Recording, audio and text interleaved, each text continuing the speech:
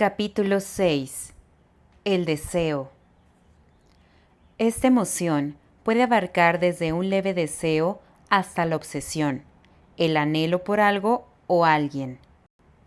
También se expresa en la codicia, el hambre, la envidia, los celos, el apego, el acaparamiento, la crueldad, la fijación, el frenesí, la exageración, la ambición continua, el egoísmo, la lujuria, la posesividad, el control, el glamour, la insaciabilidad y el materialismo. Nunca estoy satisfecho, nunca es suficiente, debo tener. La característica subyacente a esta emoción es la impulsividad. Cuando estamos a merced del deseo, no somos libres. Nos controla, nos dirige, nos esclaviza y nos lleva de la oreja. Una vez más, el punto esencial para saber si hay libertad es determinar si hemos elegido conscientemente cumplir un deseo o si se trata de programas y sistemas de creencias que nos dirigen de forma inconsciente. El deseo como obstáculo. No se suele comprender bien la función de querer y desear. La ilusión principal se revela en la afirmación. La única manera de conseguir lo que quiero es deseándolo. Si suelto mi deseo, no lo conseguiré. En realidad, lo cierto es lo contrario. El deseo, especialmente el deseo intenso, es decir, el anhelo, con frecuencia nos impide conseguir lo que queremos. ¿Por qué es así? Si algo llega a nuestra vida, es porque lo hemos elegido. Es el resultado de nuestra intención o de habernos decidido por ello. Ha llegado a nuestra vida a pesar del deseo. Desearlo fue un obstáculo para su realización o adquisición. Esto se debe a que desear significa literalmente yo no tengo. En otras palabras, si decimos que deseamos algo, estamos diciendo que no es nuestro, y así ponemos una distancia psíquica entre nosotros y lo que queremos. Esta distancia se convierte en un obstáculo que consume energía. Lo imposible se vuelve posible en cuanto nos rendimos totalmente. Esto se debe a que el ansia bloquea la recepción y produce el miedo a no conseguirlo. En esencia, la energía del deseo es la negación de lo que queremos es nuestro con solo pedirlo.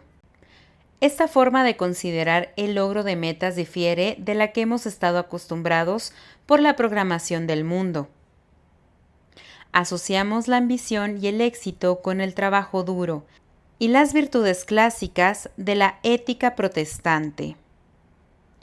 Estas incluyen el sacrificio,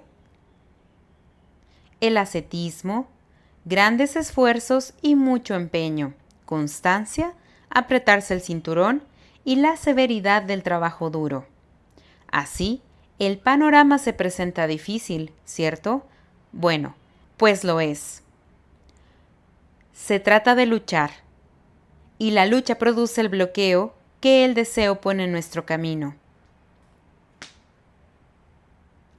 Comparemos esta manera ardua de lograr las metas en los niveles bajos de conciencia con un estado de conciencia más elevado en el que hemos reconocido y entregado el deseo. Así alcanzamos un estado más libre, en el que lo que elegimos se manifiesta en nuestra vida sin esfuerzo.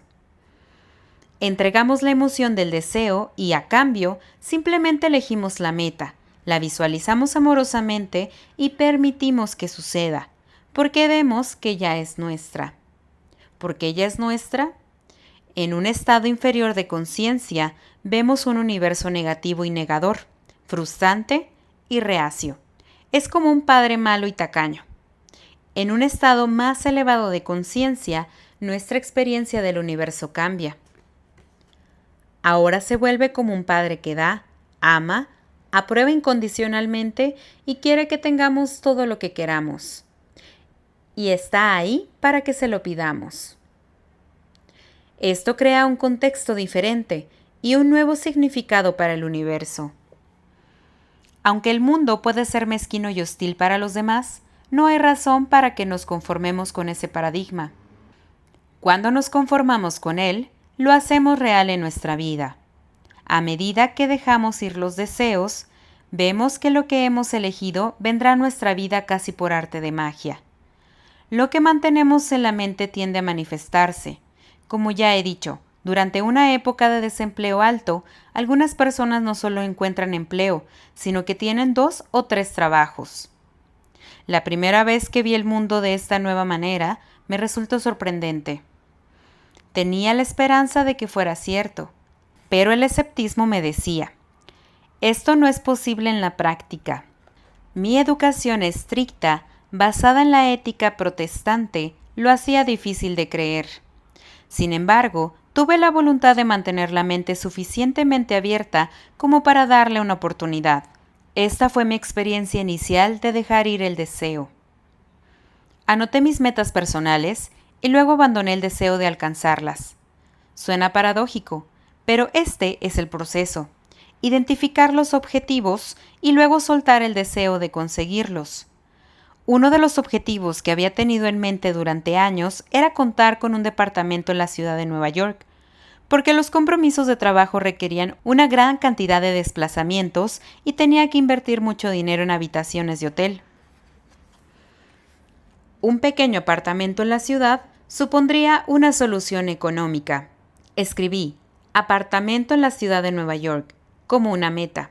Cuando se utiliza esta forma de lograr los objetivos, incluimos todos los detalles, tantos que a la mente racional le parezca imposible lograrlo.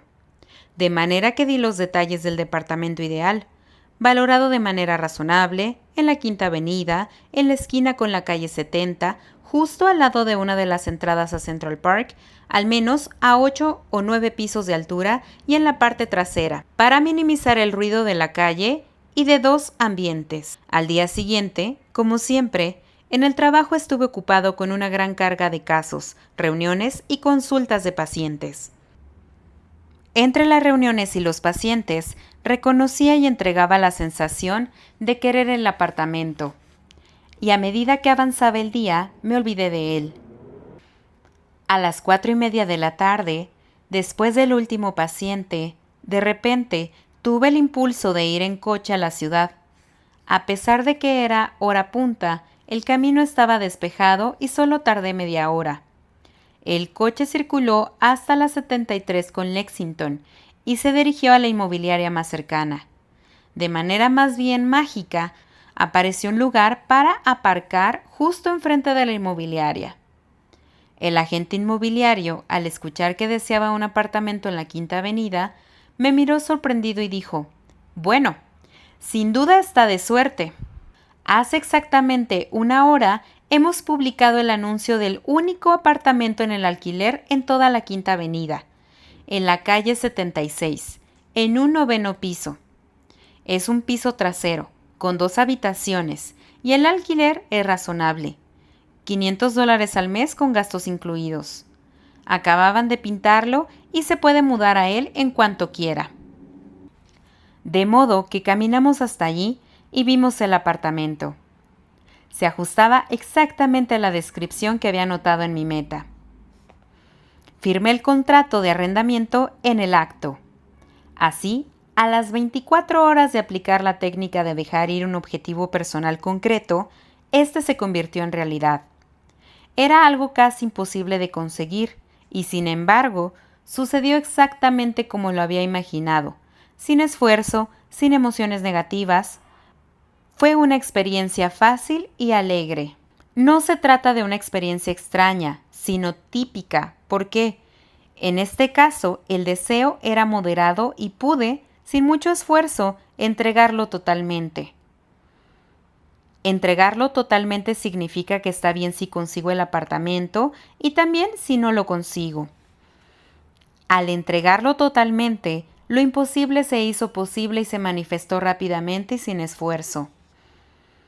Podemos dudar de este mecanismo, volver la vista atrás y pensar en las cosas que queríamos y que se lograron a través de la ambición, el deseo, el anhelo e incluso la obsesión, el querer frenético. La mente dice, bueno, ¿y si hubiera dejado el deseo de esas cosas? Si no fuera por el deseo, ¿cómo las habría conseguido? La verdad es que podrían haber llegado de todos modos, aunque sin la ansiedad, el miedo a no conseguirlas, sin todo el gasto de energía, sin todo el esfuerzo, sin todo el ensayo y error y sin todo el trabajo duro. Bien, dice la mente, pero si lo conseguimos sin esfuerzo, ¿qué hay del orgullo por el logro? ¿No tendríamos que sacrificar eso? Bueno, sí. Tendríamos que renunciar a la vanidad de todo el sacrificio y el trabajo duro que pusimos en ello. Tendríamos que dejar el sentimentalismo sobre el autosacrificio y todo el dolor y el sufrimiento que tuvimos que pasar para lograr los objetivos. Esta es una perversión peculiar en nuestra sociedad. Si tenemos éxito casi sin esfuerzo, la gente nos envidia. Les molesta que no hayamos tenido que pasar todo tipo de angustias y sufrimientos para llegar allí. Su mente cree que esa angustia es el precio que hay que pagar por el éxito. Echemos un vistazo a esta creencia. Si no fuera por la programación negativa que nos han hecho creer lo contrario, ¿por qué deberíamos pasar algún coste de dolor y sufrimiento para lograr cualquier cosa en nuestra vida? ¿No es esa una visión bastante sádica del mundo y del universo?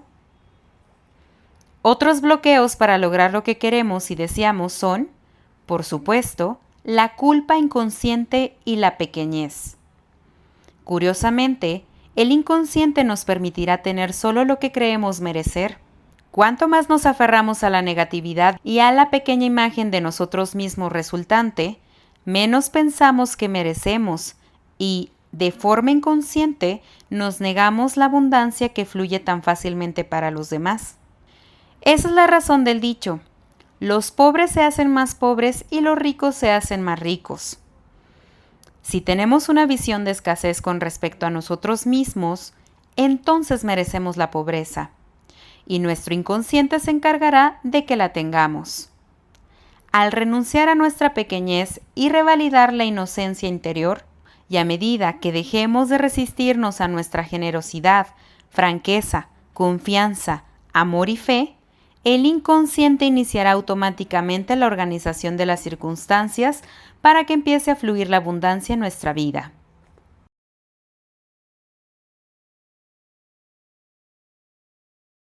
Tener, hacer, ser.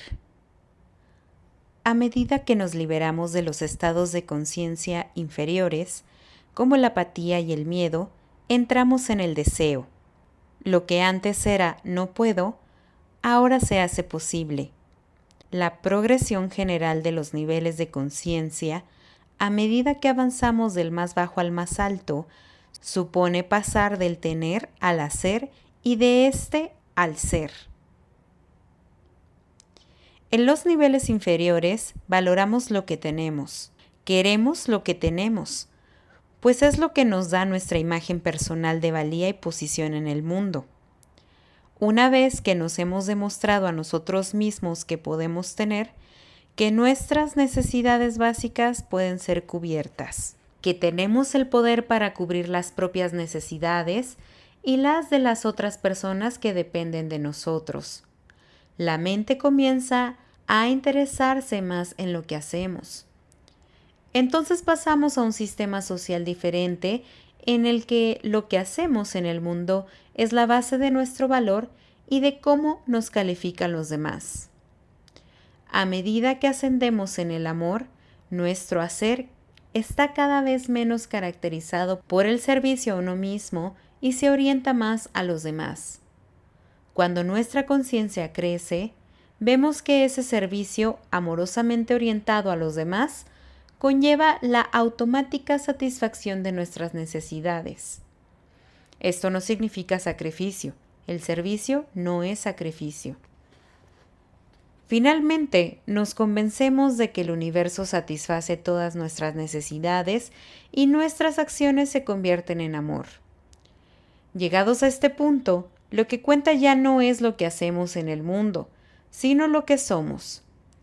nos hemos demostrado a nosotros mismos que podemos tener lo que necesitamos, que con la disposición adecuada podemos hacer casi cualquier cosa.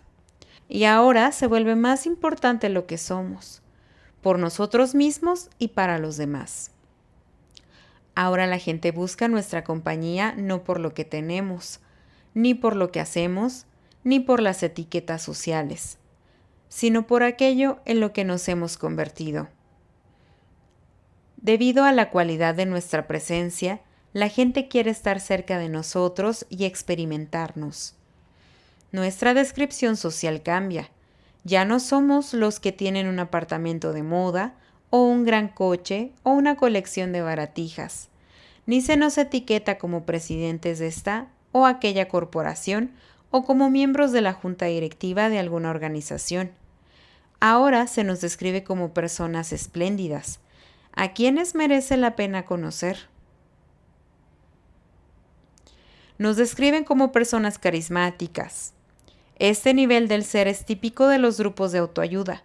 En ellos, nadie está interesado en lo que los demás hacen en el mundo ni en lo que tienen. Solo interesa si se han logrado ciertas metas internas, como la honestidad, la transparencia, la generosidad, el amor, la disposición a ayudar, la humildad, la sinceridad y la conciencia. Están interesados en la cualidad de ser. El glamour. El glamour es un tema muy útil de entender. Una vez entendido, resulta mucho más fácil soltar los deseos. En su libro Espejismo, Glamour, un problema mundial, 1950, Alice Bailey lo presenta con maestría. Si nos fijamos en algo que queremos, podemos empezar por distinguir entre la cosa en sí y el aura, la patina, el flash y el efecto magnético de atracción de una cualidad que se puede describir como glamour. Esta disparidad entre lo que la cosa es en sí misma y el glamour que nos une a ella es lo que lleva a la desilusión. Muy a menudo perseguimos algún objetivo y luego, cuando lo logramos, nos sentimos decepcionados. Esto se debe a que la cosa en sí no coincide con nuestras representaciones de ella. Glamour significa que le hemos añadido sentimentalismo o la hemos sacado de proporción. Hemos proyectado sobre ese objeto una cualidad mágica que nos lleva a pensar que, cuando la adquirimos, alcanzaremos un estado más elevado de felicidad y satisfacción. Esto sucede muy a menudo con las metas vocacionales. Un hombre trabaja año tras año luchando por convertirse en el presidente de la compañía o ser importante y destacar de alguna otra manera. Cuando lo logra, espera experimentar toda la satisfacción y el glamour asociados a ese nivel de éxito. La deferencia de los empleados, los coches llamativos, el despacho imponente, las etiquetas, los títulos y los lugares exclusivos. Pero lo que encuentra es que todas esas cosas son superficiales. Son compensaciones muy insuficientes por la pérdida de energía y el tremendo desgaste diario que requiere el puesto. Aunque imagina que va a recibir admiración. Lo que a menudo encuentra la persona que está en el poder es la crueldad, la competitividad, la envidia, la adulación interminable y las manipulaciones fraudulentas, e incluso los ataques paranoicos de los competidores. Descubre que su energía está tan agotada que no le queda nada para su vida personal, y sus relaciones se deterioran. Su esposa se queja de que está demasiado cansado para hacer el amor, demasiado consumido para dedicarle la atención que ella necesita, demasiado gastado para ser un buen padre, e incluso para disfrutar de su actividad recreativa favorita. Lo mismo ocurre con las mujeres en las áreas de éxito tradicionalmente femeninas. Una mujer piensa, por ejemplo, que si consigue el vestido de cierto diseñador para una fiesta, atraerá la atención, la adulación y la admiración, y que ganará cierto estatus social. Con mucho sacrificio, gasta gran cantidad de dinero y esfuerzo en el vestido, y va de aquí para allá haciendo pruebas. Pero, ¿qué sucede? Que en la fiesta se producen algunos comentarios pasajeros sobre su vestido y eso es todo. Nadie baila con ella más de lo habitual, no sobresale más que antes de la fiesta y no recibe ninguna auténtica atención adicional. Por otra parte, recibe algunas miradas hostiles, de envidia de las otras mujeres, que reconocen lo que pagó por el vestido. Durante la noche, ella tiene la conversación habitual con su acompañante y se van a casa sin apenas dirigirse la palabra, como siempre. A medida que las mujeres consiguen el éxito en los ámbitos políticos y empresariales, se enfrentan a la decepción que acompaña el anhelo y glamuroso rol de ser un líder público. Lo que se suponía que iba a aumentar el prestigio y la estima atrae la crítica, la envidia y la hostilidad de otras mujeres. A menudo la experiencia de lograr su objetivo no es lo que se pensaba que iba a ser. Se producen interminables críticas a su personalidad pública y a su aspecto, y siente la persistente sensación de inquietud y preocupación interior de haber fallado a su familia por buscar la realización profesional. A veces ganar no es tan liberador como el glamour quiere hacernos creer. El sentimentalismo y la emotividad también llevan a idealizar las metas emocionales. Se proyecta cierta excitación sobre acontecimientos emotivos. Por ejemplo, una reunión, una primera cita o ser elegido presidente de la clase. El objetivo es que parezcan más importantes de lo que realmente son. Después de que el acontecimiento pasa, la vida sigue igual y llega la decepción. El revestimiento de glamour es descaradamente obvio en la publicidad. Aquí lo vemos en toda su dimensión. Al vaquero se lo reviste del glamour de la masculinidad y a la bailarina de ballet del glamour de la feminidad. Los hombres se sienten atraídos por la personalidad, no por las marcas. Así, el vaquero representa el glamour de lo masculino, que es rudo, fresco, amable y está al mando. El consumidor proyecta los rasgos de personalidad que desea sobre el producto. El glamour lleva a vivir en un nivel de fantasía. Por tanto, cuando soltamos un deseo, tenemos que diseccionar lo que hay de exageración, fantasía y romanticismo. Una vez que hemos renunciado al glamour, es relativamente fácil entregar el deseo. Si abandonamos el romanticismo del vaquero, por ejemplo, el cigarrillo o la hamburguesa de queso que tenía entre las manos en el anuncio pierde su atractivo. De hecho, para nuestra sorpresa, descubrimos que el deseo se había adjuntado a la fantasía glamurosa. Desde el principio no hubo realidad en él. Esto significa que el mundo constantemente nos vende deshonestidad.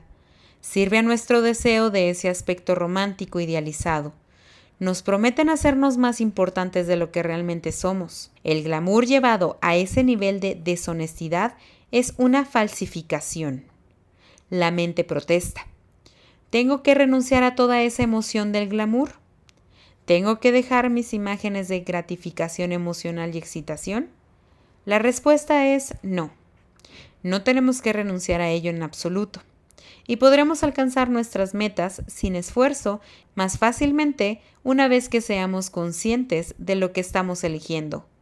Podemos ser atractivos, pero no lo conseguiremos de una manera falsa, como por conducir cierto estilo de coche. Si mediante el abandono de nuestra pequeñez, apropiándonos de nuestra grandeza para, a continuación, reflejarla al mundo, podemos convertirnos en esa persona emocionalmente que la gente está ansiosa por conocer. Basta con elegir ser esa persona y dejar los bloqueos que surgen al desear ser así. Podemos tener lo que queremos directamente, sin desviarnos por alguna promesa fraudulenta que nos conduzca a la frustración y a la decepción. El camino para convertirse en esa persona emocionalmente que la gente quiere conocer es muy fácil. Basta con imaginar el tipo de persona que queremos ser y entregar todos los sentimientos negativos y bloqueos que nos impiden ser así. Entonces, todo lo que necesitamos tener y hacer se coloca automáticamente en su lugar. Esto se debe a que el nivel del ser tiene más poder y energía que los del tener y el hacer. Cuando le damos prioridad, integra y organiza nuestras actividades. Este mecanismo se evidencia en la experiencia común. Lo que mantenemos en la mente tiende a manifestarse. El poder de la decisión interna. No se trata de posiciones filosóficas, sino de procesos prácticos comprobables. Es fácil experimentar con estos conceptos y ver los resultados automáticos que se producen.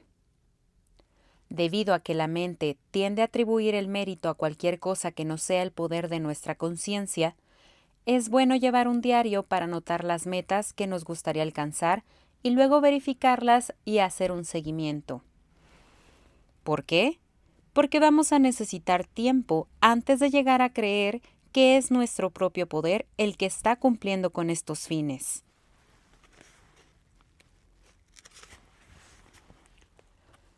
Veamos un ejemplo interesante sobre la negación del poder interior.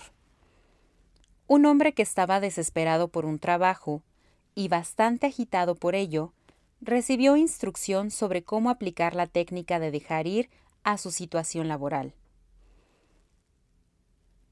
Como era de naturaleza religiosa, se le aconsejó que se olvidara de conseguir el trabajo, dejándolo en manos de Dios, y que entregara su deseo mientras permanecía abierto a lo que pudiera pasar. Una semana más tarde, contó, pues bien, el día después de que entregara el deseo de tener un trabajo, no pasó nada. Después, recibí una llamada telefónica de mi cuñado. Iba a contratarme en su empresa. Si no fuera por mi cuñado, nunca habría conseguido el trabajo. Qué bueno que no tuve que esperar a Dios. Este es un buen ejemplo de lo que tiende a hacer la mente. Fue su propia entrega, por supuesto, la que trajo la llamada del cuñado. Deseaba tan desesperadamente el trabajo que el deseo bloqueaba el cumplimiento de esa meta. Cuando dejó de querer un trabajo, apareció en las siguientes 24 horas. Sin embargo, la mente tiende a no reconocer su propio poder y a proyectarlo en cualquier otra cosa del mundo. Por eso, las personas, por su propia valoración, piensan que son impotentes. Tienen el poder, pero no han hecho más que proyectarlo en fuerzas externas. Todos somos seres poderosos que nos hemos vuelto inconscientes de nuestro poder. Lo hemos negado y proyectado en los demás debido a la culpa y a nuestra sensación de pequeñez. La mayor parte de lo que pasa en nuestra vida es el resultado de alguna decisión que hemos tomado en el pasado, consciente o inconscientemente. Siendo esto así, resulta muy simple ver nuestras decisiones pasadas mirando nuestra vida y haciendo el seguimiento hacia atrás. Una mujer que vino a psicoterapia demostró este principio. Necesitaba tratamiento porque, según sus palabras, mis relaciones nunca funcionan. Tenía una sensación insatisfactoria tras otra y siempre se sentía usada y víctima de abusos. Estaba llena de resentimiento, autocompasión y depresión. El problema, por supuesto, quedaba claro en su primera frase. Mis relaciones nunca funcionan. Como negamos el poder de la propia mente, no vemos lo obvio. Es muy curioso cuando hemos llegado a ser tan inconscientes. He aquí una mujer que tiene la respuesta esperándola justo ahí, pero no la ve. No ve el poder de su propio sistema de creencias. Nuestra mente es tan poderosa que, si solo tenemos en mente un pensamiento como mis relaciones nunca funcionan, lo más probable es que así sea. Nuestro genio inconsciente, que solo puede recibir órdenes y no tomar decisiones, se encarga de que nuestras relaciones no funcionen. Por supuesto, ella obtiene un montón de recompensas de su historial de relaciones decepcionantes. Pudo experimentar la autocompasión, el resentimiento, los celos, la envidia y todas esas satisfacciones de las que el pequeño yo se alimenta sin cesar. Si nos fijamos en esa pequeña parte de nosotros mismos, veremos que este es el tipo de cosas en las que le encanta revolcarse. El pequeño yo se glorifica en lo miserable que es la vida, en lo corriosa que es la suerte, lo podridas que han sido nuestras experiencias y lo mezquina que ha sido la gente con nosotros. Pero pagamos un precio muy alto cuando escuchamos ese conjunto de programas. Su corolario es obvio. Nuestra mente, por su decisión, tiene el poder de hacer que las cosas negativas sucedan en nuestra vida. Tiene entonces el mismo poder en la dirección opuesta, la positiva. Podemos elegir todo de nuevo. Esta vez, podemos elegir lo positivo. Podemos cancelar los viejos programas y renunciar a la gratificación que obteníamos de las recompensas negativas. El término que más adecuadamente describe este conjunto de emociones es egoísmo. El mero uso de la palabra inmediatamente establece una resistencia debido a la culpa. Todos nos sentimos culpables por el egoísmo. Esto nos coloca en una posición imposible, ya que, a fin de llevar a cabo lo que el mundo nos ha enseñado, tenemos que sumergirnos en aquello por lo que luego nos condena, el egoísmo. Para estudiar el tema, primero tomaremos la decisión de no flagelarnos por ello ni caer en la autoindulgencia de la culpabilidad. Pues eso es la culpa en realidad, autoindulgencia. Echemos un vistazo a la palabra egoísmo como mera descripción de las motivaciones colectivas y de los modos de operar del pequeño yo, que es un aspecto genético de la mente por el que nos dejamos programar debido a nuestra ingenuidad y que ahora queremos desprogramar, como cuando activamos el comando desinstalar de un ordenador. La razón para soltar el egoísmo no es la culpa. No es que sea un pecado, no es que esté mal. Todas esas emociones provienen de la conciencia inferior y de la autocrítica. La razón para dejarlo es, simplemente, porque es poco práctico, no funciona, es demasiado costoso, consume demasiada energía, retrasa el cumplimiento de los objetivos. Por su propia naturaleza, el pequeño yo es quien crea la culpa y quien la perpetúa. Esto significa que, a partir de la culpa, nos esforzamos por lograr el éxito. Luego, cuando lo alcanzamos, nos sentimos culpables por tenerlo. No hay ganador en el juego de la culpabilidad. La única solución es renunciar a él, dejarlo. Nuestra mente le gustaría hacernos creer que la culpa, en realidad, es una alabanza.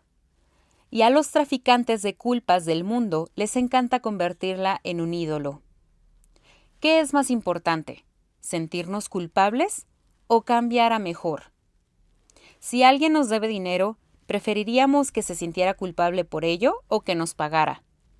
Si tenemos la intención de sentirnos culpables, por lo menos deberíamos elegirlo, en lugar de ser inconscientemente dirigidos.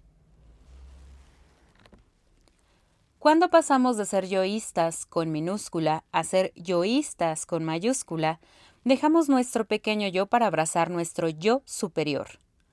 Pasamos de la debilidad al poder, y del auto-odio y la pequeñez al amor y la armonía. Pasamos de la lucha a la felicidad y de la frustración a la realización. Entonces, en lugar de motivarnos por el egoísmo y el deseo, con mucho menor esfuerzo, podemos visualizar lo que queremos para traerlo a nuestra vida. Lo hacemos declarando nuestra intención mediante la aceptación, la decisión y la elección consciente.